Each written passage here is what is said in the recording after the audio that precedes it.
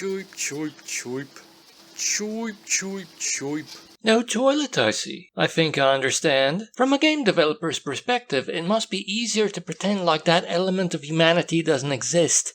Which is a shame. These survivors could have used that to grow herbs or vegetables. But yes, once again I understand. Arguing that you need to create an animation for the survivors for squatting over the garden is an even tougher sell. Welcome to Porogren. I believe stereotypically it's inspired by Eastern European cities, and it's under siege by the military against the rebels. Why are they rebelling? I'm not sure. And arguably the reasons aren't relevant because you play as the civilians trying to survive the consequences of the siege. Characters who, and I may be showing some bias here, don't seem to care what either group is fighting for anymore. People with loose association, if that, ending up together in a fairly intact shelter, teaming up and having a go at survival, scavenging for supplies, constructing improvements, and having each other's backs. Let's start with the easiest aspect of the game to judge. It's gorgeous. Almost black and white, at the very least its color palette is drained. Pale.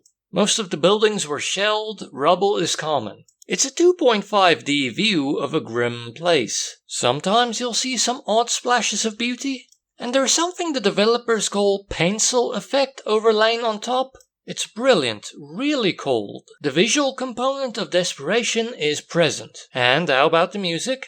That's nice too. Sad. Strings played slowly. The cue for little hope. This is what usually plays in your base?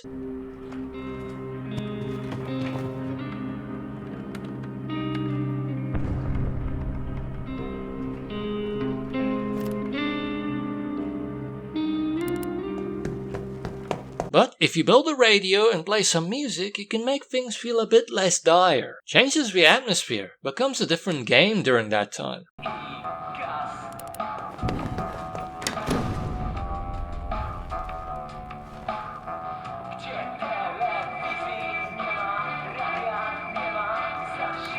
All of a sudden, it's just people going about their business, working hard. But it will be off tomorrow, and you probably won't remember to put it on every day. And thus you'll stew in a fair amount of depression, with, perhaps I'm imagining this, a sprinkling of hope. Honestly, that's the best way to go for this game, it's beautiful. And lastly, you can construct a guitar and have one of your survivors play it. And rather impressively, if a small feature, the skill levels differ from person to person. Zlata, for instance, was a music student, and thus her playing was great.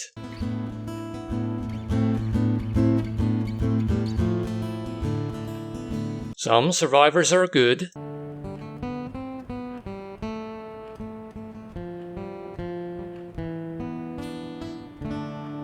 Theoretically, a friend who knew how to play taught him a few things. And some, well, this is as good a time as any to learn a new skill.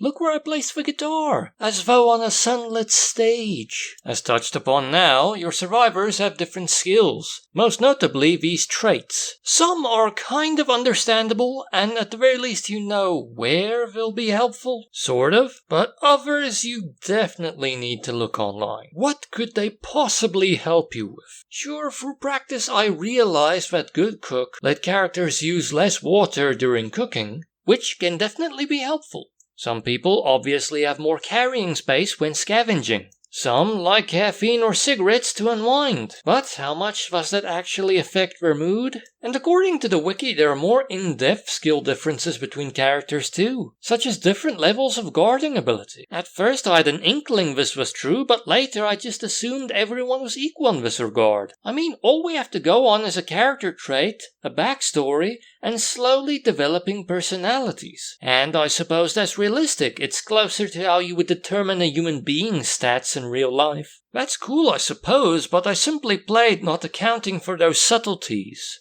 I just focused on the obvious and did well enough. And I suppose if you can do well enough without knowing the finer detail breakdown of their skills, it's a small price to pay not to break this beautiful immersion. I didn't even know that some characters were more argumentative than others. Can survivors fight with each other?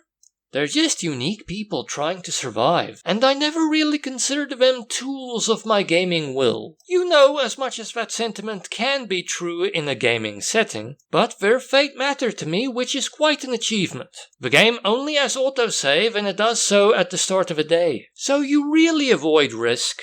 Unless it's unavoidable. Sometimes you have to try and get supplies from a dangerous scavenging spot. Sometimes you don't have anything to trade, or your favorite trading partner is unreachable because of changes in where combat was happening. And sometimes everything else was picked clean and they died.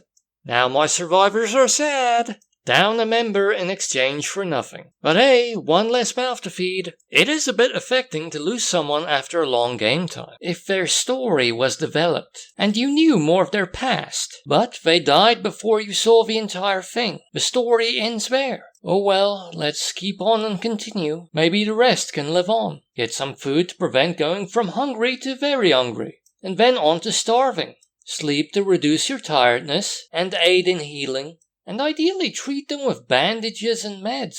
If you have them and can spare them, they are hot commodities. If those factors get too bad, you'll notice them slowing down and getting sad. Some of them will feel empathy for their fellow survivors, feel sad when they die. Or if one of them does something morally questionable in order to survive, such as stealing or killing, combine that with already existing sadness, and they become depressed and struggle to work. Or they can become broke and refuse to move at all. They might leave the group in the middle of the night, or even commit suicide. Now that tugs on your heart. And most survivors I've played with have rather big ones. They generally like seeing kindnesses done, so you can be generous to balance out their moods. Or if they're doing okay, give them a morale boost. Don't worry though, some of them are more inclined towards looking out for number one or the group, as you'd expect in these conditions. At night, you select someone to go out and scavenge. Unless they need to heal or you want more guards or something, try and bring back as much as possible and return before dawn. Otherwise, you'll take a while getting back and delay making use of your haul, meeting needs, and building improvements. Improve the quality of goods you can create and trade them for stuff you need. Consider a request to help your neighbor, or sell them out for a possible reward. Become self-sustaining by eating rat meat, etc. Why doesn't that make them sad? This grim concept is surprisingly fun. I assumed I would be more emotional during play, that the emotions would take the lead, followed by the gameplay, almost like a walking simulator. But figuring out and getting what you need is a jolt. In fact, at times I believe it's too fun. I essentially did 3 runs of the game, and I only stole once, and a large part of the reason I did that was because I was curious. By my 3rd run, I was successful and only did positive things. No killing or theft, I just had an unprepared fight with someone who caught me sneaking. And ended me. I had to start and play a small part of a new run to test these aspects, actually feel what the combat was like. I didn't need it, and thus, arguably, it's too easy to succeed in this game without delving to the darker depths of humanity that the urge to survive can exhume. It does feel bad to make a hard choice in order to survive. It's just a shame there weren't more dire situations that compelled me to make those kinds of decisions. Sure, a lot of times I chose possible danger over immoral actions, and a sure thing, but still, it only took me 3 runs. In all fairness though, I believe I did exploit restarting the game so that the day would restart, but I believe I did that for a different reason. That was just a beneficial side effect. By the way, sneaking is fun if it can be easy to get caught. But hey, more realism. Scavenging and the 2D traversal is fun, even though it essentially is point and click, because a lot of maps have routes that are blocked and require use of tools or mild mazery to get through them. Sometimes taking a different route in order to remove an obstruction. And the combat, what little of it I engaged in, was a bit clunky, but visceral and cool. A finicky click situation. Thudding, solid, probably more realistic. Ugh. Lastly, there's a little bit of procedural generation. Each run has different possible scavenging areas. The hard layout of these areas stay the same, but they have different items, NPCs, obstacles, and levels of danger, etc. from run to run. Different requests and events can come your way at different times, and you can start in a few preset bases. The requests I received I had seen on other runs, but I think there may be more content here to experience. It's just that this is kind of an odd game to replay. It's fairly involved and the improvements you can build stay the same. Other bases don't offer other improvements. And as mentioned, some things may randomly repeat, showing you what you've already seen. Sure, you can play with different characters and stories, but my successful run didn't completely fill out the extent of their stories. While unfortunate, it is rather pleasant that even the length of the war is a tad variable, and some runs will be shorter than others. Replaying this would be a lot to ask, especially for all the team combos you can unlock. Weird suggestion, but can this be an in-between game? A successful run doesn't take that many hours, and an unsuccessful run even fewer. But conservatively, it took me about 15 hours to eventually get a successful run. And the game is cheap on Steam. 139 Rand full price, 27 Rand 80 on sale. That's 1 Rand 86 per hour of gameplay, which is quite good, especially when you consider how artsy the game is. To download, the size isn't great. It takes up 2.6 gigabytes on the hard drive. Not that big, but still not ideal. And it doesn't really work on the Warhorse, it lags a lot. And the PC was slow for a while after exiting. Hopefully you won't need anything that much stronger to play it. But yes, that test was a bad reaction. Stereotypically, the game is not kid-friendly. It's not graphic really, but it's really grim, showing dangling feet to represent suicide grim, plus some unpleasant descriptions. But maybe you can argue that this game is a good tool for teaching the horrors of war? This game is gorgeously pale, almost black and white, nice in 2.5D, and shows a grim scene of a city that's been shelled and mostly abandoned, probably the way it should be represented. Plus, the pencil effect is cool and the odd beautiful sight can shine through. It has nice sad music as the bass track, helps immerse you when combined with the grim setting and visuals. It delivers a very somber experience. That atmosphere alone is touching, but if you want to, you can use the radio to make it feel more like a transitionless montage, or listen to survivors playing guitar.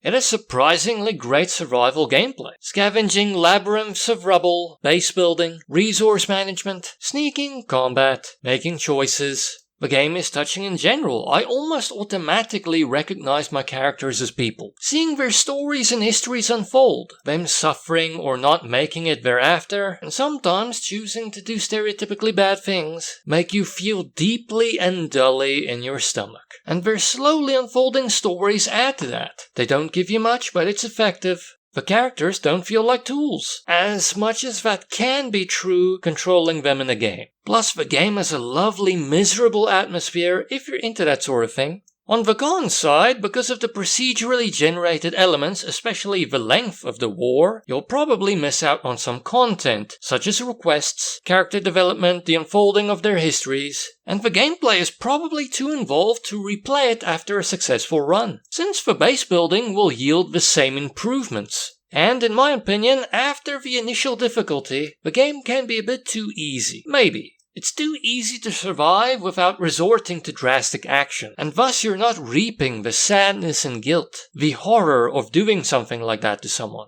Come on, play it. You'll see a pregnant woman doing things she probably shouldn't be.